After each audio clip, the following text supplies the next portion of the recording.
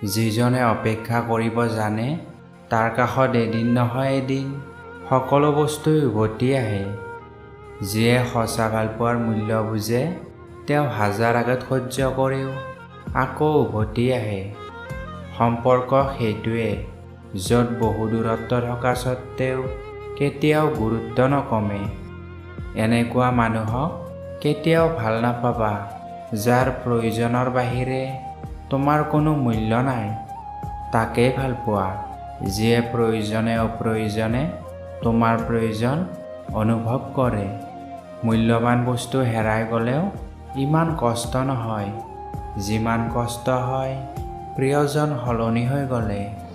পৃথিৱীখন এনেকুৱাই, যেতিয়া কাৰোবাক প্ৰয়োজনতকৈ বেছিকৈ গুৰুত্ব দিবা তেতিয়াই সি অৱহেলা কৰিবলৈ আৰম্ভ কৰিব।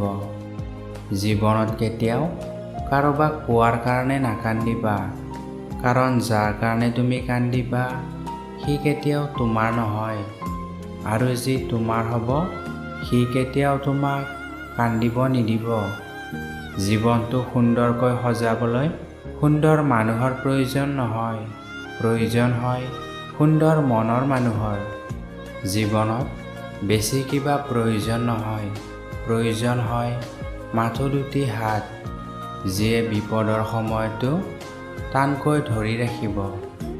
তাক এৰি নাযাবা যিয়ে তোমাৰ বেয়া ব্যৱহাৰৰ পাছতো তোমাক এৰি যোৱা নাই। হেৰুৱাৰ ভয় তাৰেই বেছি হয় যাৰ মাজত ভালপোৱাৰ পৰিমাণ বেছি। প্ৰিয় মানুহজনে যেতিয়া অভিমান কৰি কথা কোৱা বন্ধ কৰি দিয়ে তেতিয়া নিজকে বহুত অসহায় যেন লাগে।